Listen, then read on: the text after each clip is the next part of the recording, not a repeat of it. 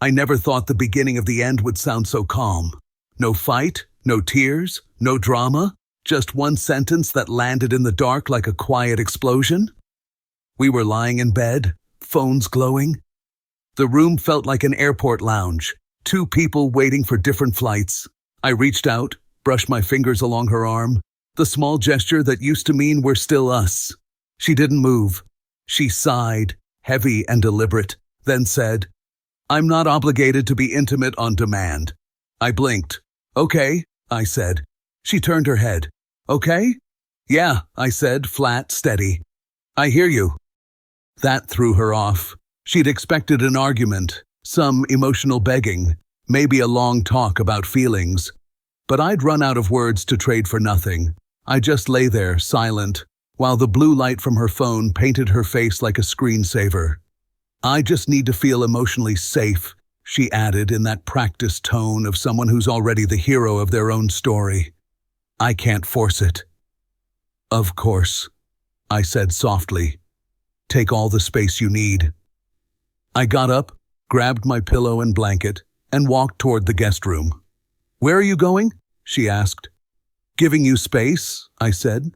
"Wouldn't want you to feel pressured on demand." The door clicked behind me. Not angry, not dramatic, just final. Through the wall, I heard her whispering on the phone, probably to her best friend, the one who treats every selfish decision like spiritual growth.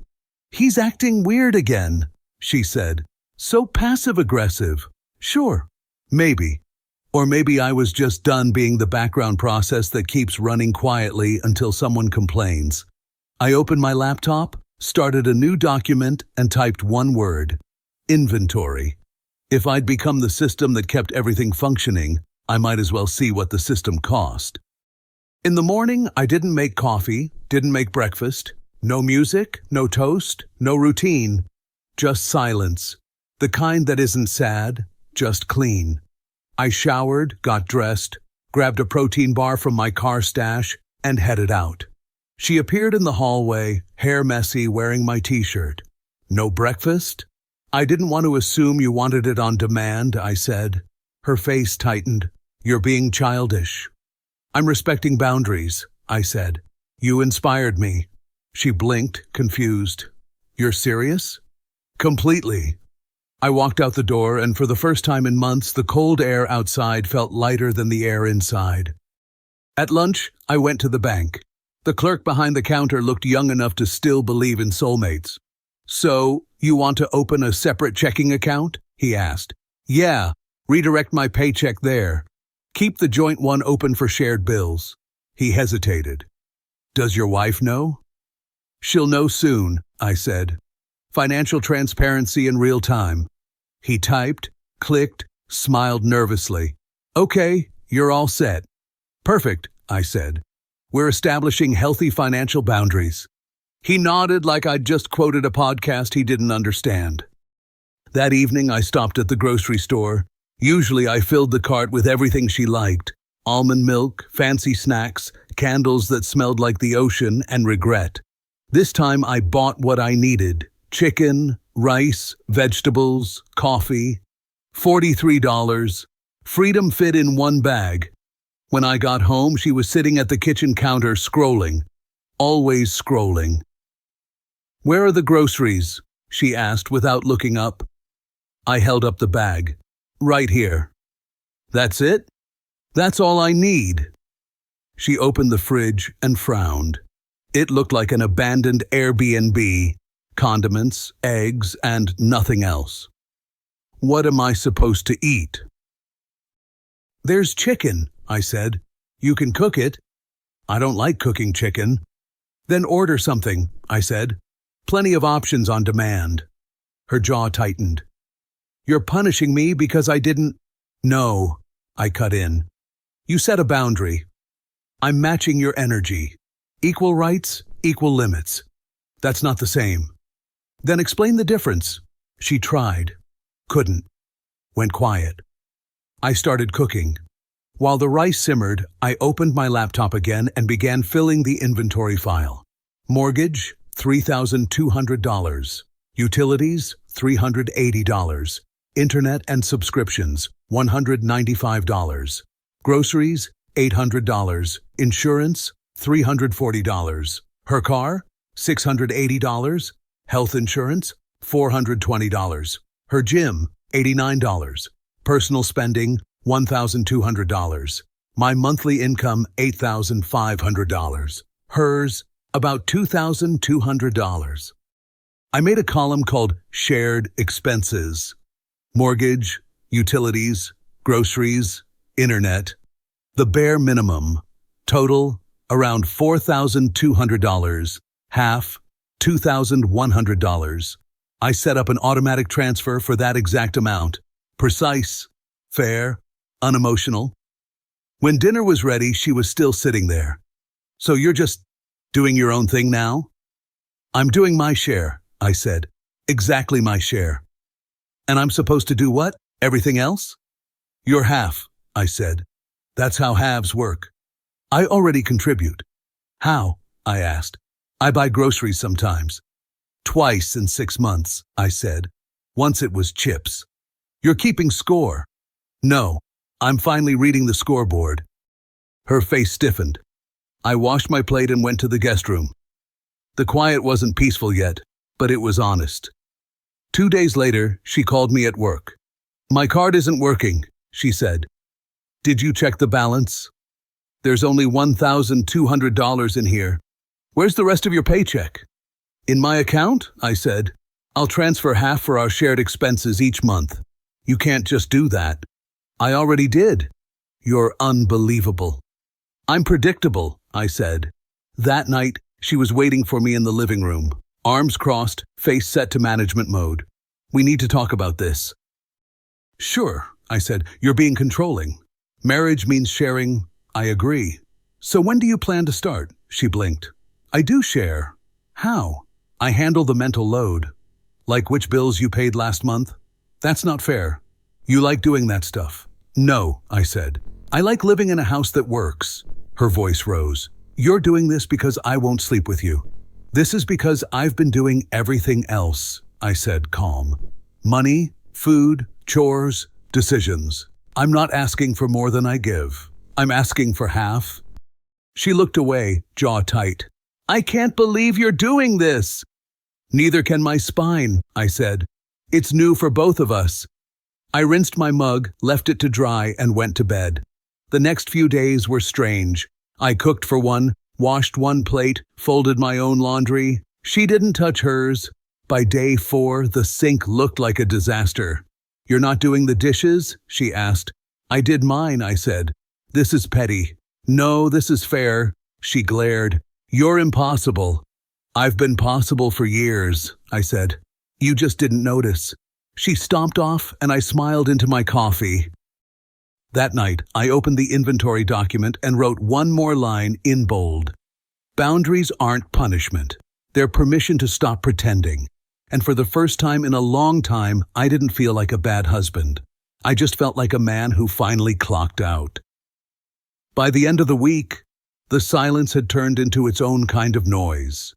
The kind that follows you around the house, asking questions you don't want to answer.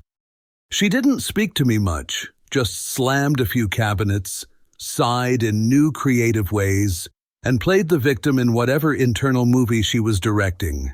I didn't mind. I had spreadsheets. Numbers were simpler than emotions. They stayed where you put them. But she was getting restless. The first crack appeared when she tried to cook. I walked into the kitchen and found her standing in front of the stove, staring at a raw chicken breast like it had insulted her family. How long do I cook this? She asked. Depends, I said, until it's cooked. You're enjoying this, aren't you? Not really, I said, but I am enjoying the accuracy of equal partnership. She rolled her eyes. You sound like a self-help book written by a divorce lawyer. Could be worse, I said. Could be the sequel. Men who keep cooking anyway. She dropped the spatula, stormed off, and ordered Thai food. Again. 2 days later, the dishwasher drama began. She stared at the sink, full of dishes that looked like an archaeological dig site. So, you're really not going to do these? She asked. I did mine. You used one plate. Efficiency, I said. This is insane, she muttered. No, I said. It's math.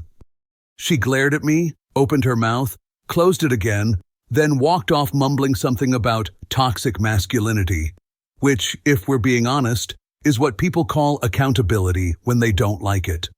I didn't respond. I'd realized something crucial. Silence is louder when you've earned it. By the end of week 2, the house started to look like a failed experiment. Laundry piles, dishes, takeout boxes, unopened mail. She complained about the mess like it had appeared out of thin air. This place is disgusting, she said. Yeah, I said. Crazy what happens when 2 adults don't do their share. You used to care about this stuff. I used to believe we were a team. She didn't reply, just looked around like the apartment had betrayed her. That same evening, her mom showed up. I heard the door open and Patricia's voice, calm, firm, familiar. She'd always liked me, which made me nervous. Good mothers shouldn't like their daughters' husbands this much unless something's wrong. The moment Patricia walked in, she froze. What happened here? He stopped helping, my wife said quickly. He's punishing me. Patricia turned her head slowly, scanning the chaos. The takeout bags, the unwashed dishes, the bills stacked like Jenga pieces. Then she looked at me. Is that true? I shrugged. Depends on how you define helping. She frowned. I think I need to hear your side. We stepped outside to the patio. I didn't give her a speech, just facts. Numbers, hours, rejections. I told her about the conversation in bed, the boundaries, the separate account, the quiet war. She was silent for a long moment. Then she sighed. She's doing exactly what I did to her father. I didn't know what to say, so I said nothing. Patricia's voice dropped. I took him for granted. Said I needed space, that I didn't feel connected. He left when she was 12. I regretted it every single day after that. She looked me in the eye. Don't wait 12 years to make your decision. When she left, she hugged me. That kind of hug that says, I'm sorry for both of you. Inside, my wife stood by the window, watching her mom drive away. She didn't speak to me for the rest of the night. The next few days were awkward, not explosive, just weird. She started doing small things again. Wiping the counter, making the bed, folding her clothes. It felt forced, like she was performing functional adult for an audience. I didn't comment. I didn't praise her. I just observed. Then Friday came, and so did the red dress. When I got home, the table was set. Candles, music, plates that matched. She stood by the kitchen island in that red dress she used to wear when we actually liked each other. I made dinner, she said softly. Thought we could reconnect. The smell hit me. Pasta, but too perfect. Suspiciously perfect. Did you make this? I asked. She hesitated. It doesn't matter. DoorDash never gets enough credit, I said. She rolled her eyes but smiled anyway. Just sit down, please. I did. We ate. Small talk. Work, weather, nothing real. She laughed in the right places, touched my hand at the right time. It felt rehearsed, but I played along. After dinner, she poured wine, leaned closer. I know things have been tense, she said, but I want to fix that. We can start fresh. I looked at her. The candlelight made her look like the woman I used to come home to. But that version of her lived somewhere else now. I'm open to starting fresh, I said. Good. She smiled, relief flashing across her face. She moved closer, kissed me. It was soft, familiar, and empty. When she leaned in again, I gently pulled back. What's wrong? She whispered. Nothing's wrong, I said. I just don't want intimacy on demand. The sentence hung in the air. Her face changed, shock, recognition, then anger. You're unbelievable, she said, standing up. I'm learning from the best, I replied. She grabbed her purse, muttered something about petty revenge, and stormed upstairs. The candles burned out slowly. I sat there, sipping the last of my wine, wondering when equality had started feeling like rebellion. The silence didn't just stay, it started charging rent. Days stretched like bad Wi-Fi, connected but useless. Bills arrived, groceries didn't. And the dishwasher? Still full.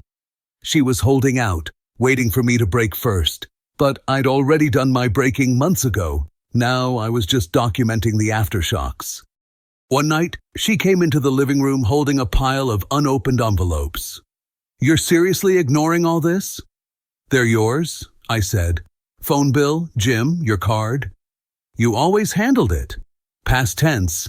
Her voice rose. "You can't just stop doing everything." "I can," I said. "I just did." "Equality is thrilling, isn't it?" She glared. "You sound like a podcast nobody asked for." "Good.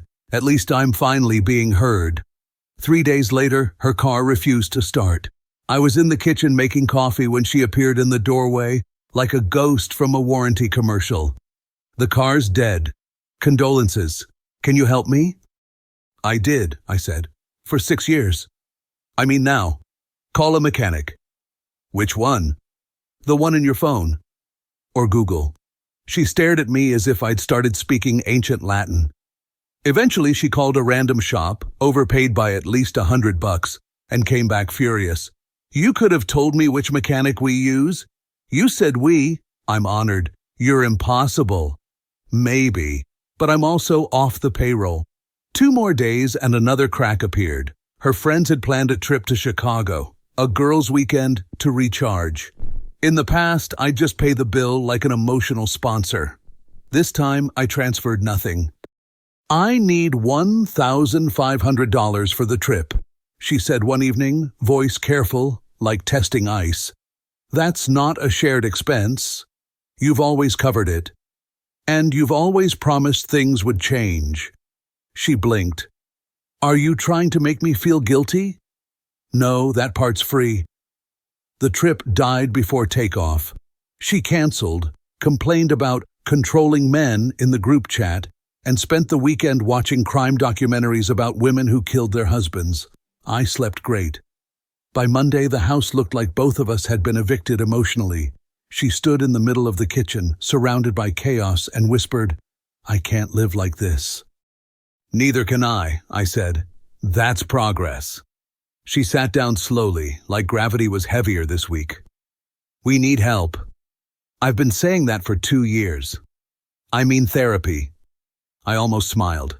"You found one?" "Yeah," she said. "Wednesday, 6 p.m. I'll be there." She seemed surprised I didn't argue. Maybe she expected sarcasm.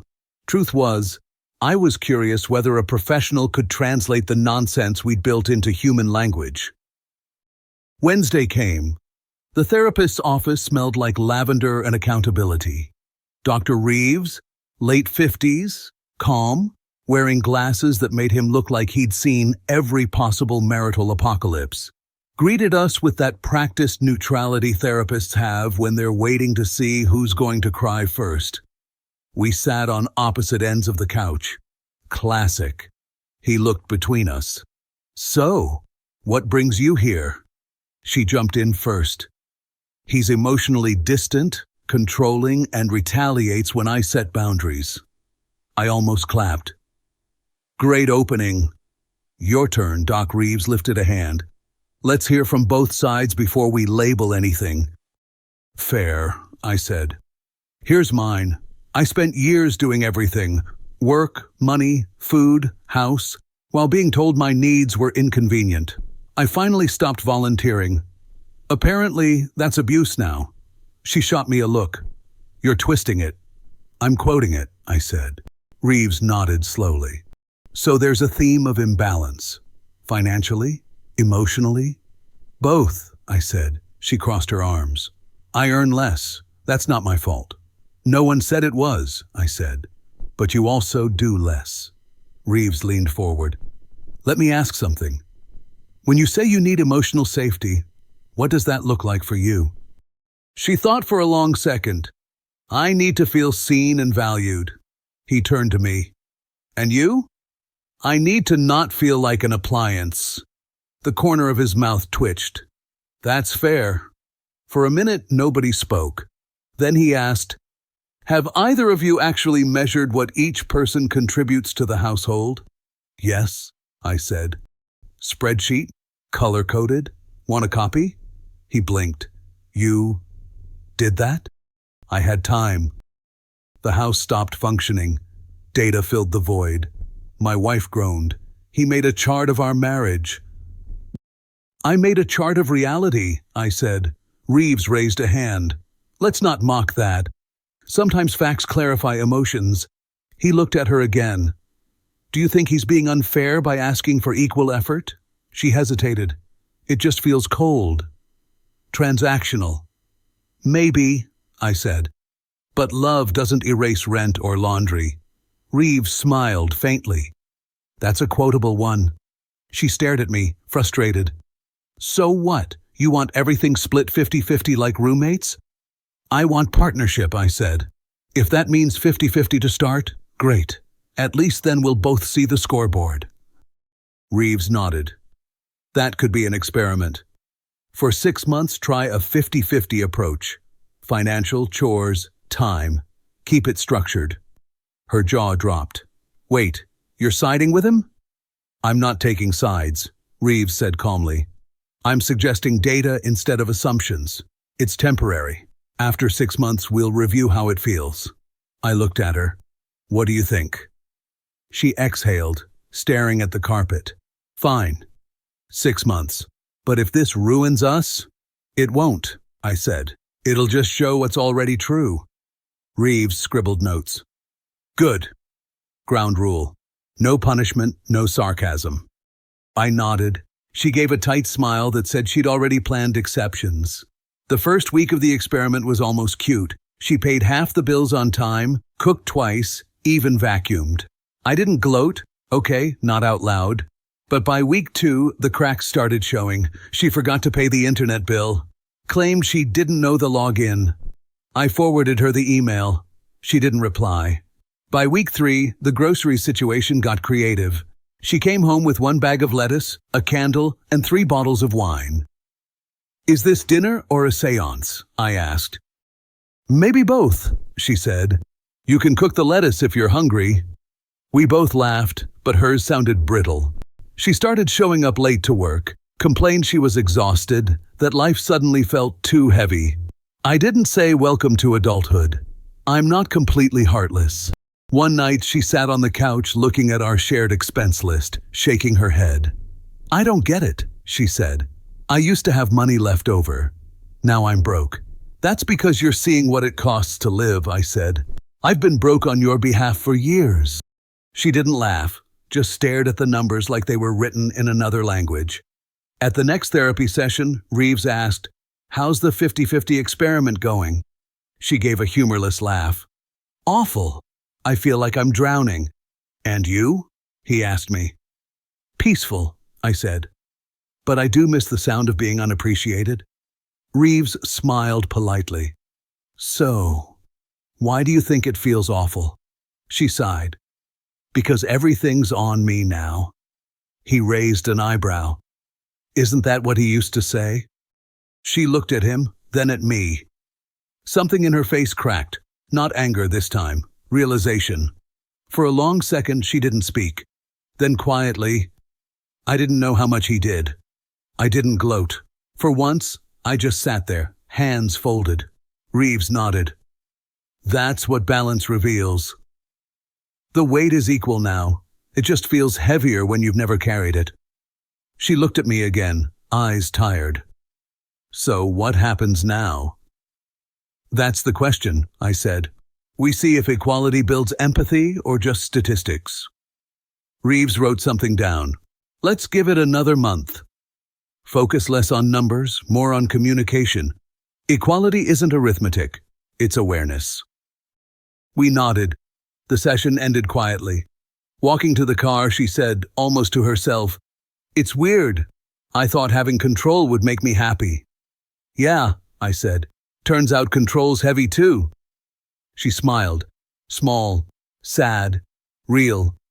It wasn't forgiveness, but it was the first honest moment we'd shared in a long time. By the third month, the 50-50 experiment had turned into a crash course in adulthood, mostly for her. The thrill of independence wore off somewhere between her third overdue payment and the day she realized soy candles couldn't replace dinner. The numbers didn't lie, but they also didn't heal. We lived in the same house like co-workers who accidentally shared an apartment. No fights, no laughter, just task management. And beneath that, exhaustion. Hers, mine, ours. One night she sat at the kitchen table with her laptop, surrounded by bills. "I hate this," she said. "The spreadsheet or life?" I asked. "Both," she muttered. "I thought equality would make things feel fair. It just makes everything feel mechanical." I leaned against the counter. "Fairness isn't romantic. It's just the absence of resentment." She looked up, tired but curious. "You practiced that line?" "Only in my head since 2021. She almost smiled, then rubbed her temples. "I miss when things felt easy." "They were never easy," I said. "You just didn't see the gears turning?" That shut her up for a while. She looked around the kitchen, spotless, but not warm. "Do you ever miss me?" she asked quietly. "Every day," I said. "But I don't miss how it felt to be invisible." She didn't answer, just nodded, like she understood more than she wanted to admit. By the end of month 4, the tension shifted from anger to fatigue. We weren't fighting anymore. We were just tired of pretending this version of us worked. Then one night, the inevitable happened. She forgot to transfer her half of the mortgage. I got the notification at midnight. I didn't say anything right away, but the next morning she found me at the table staring at the email. "Don't," she said. "Please, don't start." "I wasn't going to," I said. "Yes, you were." I sighed. "I was going to ask if you needed help." She blinked, caught off guard. "What?" I said, "Do you need help?" She sat down slowly, hands shaking a little. "I can't do this, Zach. I thought I could, but I can't." "I know," I said. "That's the point of an experiment. You see what's sustainable?" Tears started gathering at the corners of her eyes, but she didn't cry, not yet. "You must hate me."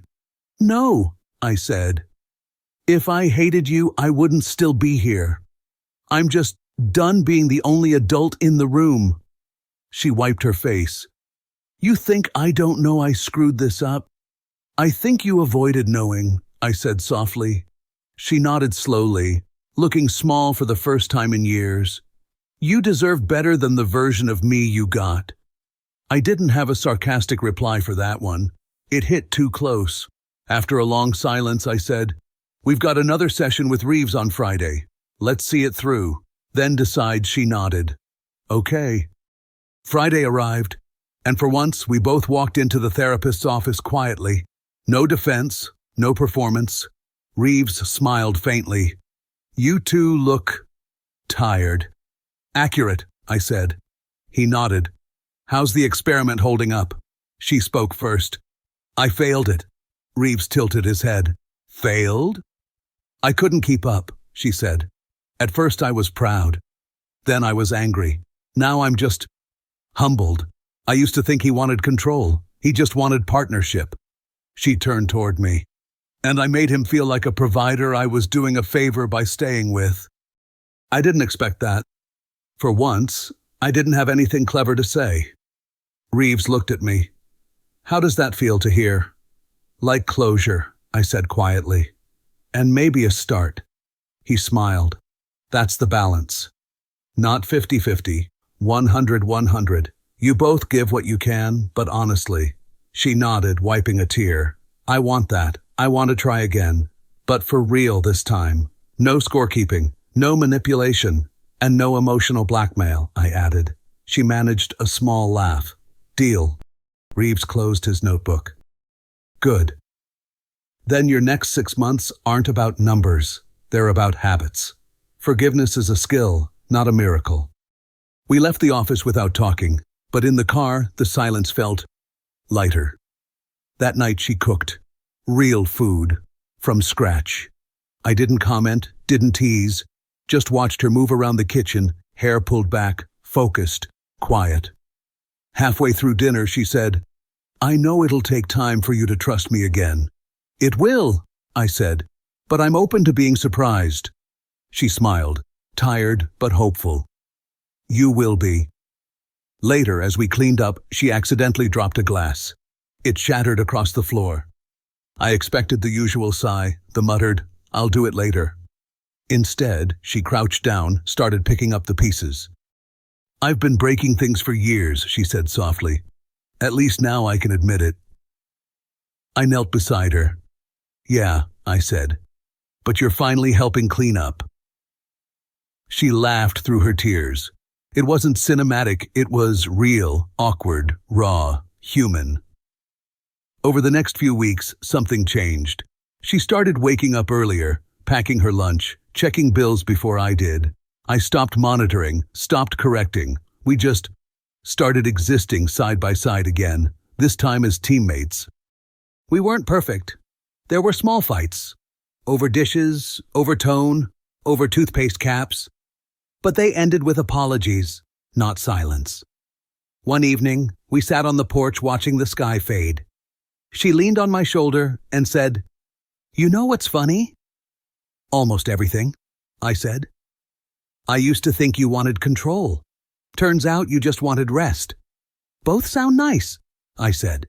She laughed softly. "I still don't like cooking chicken, though." "Good," I said. "Some things should stay consistent." We sat there quietly, and for the first time in a long time, the silence didn't feel like a threat. It felt like peace. The kind you earn, not the kind you demand. A few weeks later, Dr. Reeves emailed us a follow-up questionnaire. One of the questions read, "What's the biggest lesson you've learned?" I wrote, "That equality without empathy is just division." She wrote, "That love isn't proven by who sacrifices more, but by who finally listens." And somehow, that felt like the closest thing to victory either of us had ever achieved. We didn't win, we didn't lose. We just stopped keeping score and started playing for the same team again. It's been 6 months since therapy. The balance sheet turned into something better, quiet cooperation. We still argue, sure, but it doesn't feel like war anymore. It feels like life. We've learned each other's rhythms again. She doesn't talk about emotional safety like it's a slogan now. She just reaches for my hand when things get hard. And I don't keep mental tabs. I just breathe easier knowing she's trying too. One night we were doing dishes side by side, the house finally calm. She looked over and smiled, the kind of tired, real smile that says we made it through something. I dried my hands, glanced at her and said, "So, how's our new policy on intimacy on demand?" She laughed softly. "I'd say it's been replaced with intimacy by choice." "Good," I said. "I like this version better." We stood there for a while in that easy silence. Not forced, not tense. Just simple. And for the first time in a long time, it didn't feel like I was fighting to be loved. It felt like I was finally home. If you felt this story hit hard, drop a like, subscribe for more, and share your thoughts in the comments. Your support keeps Steelheart beating.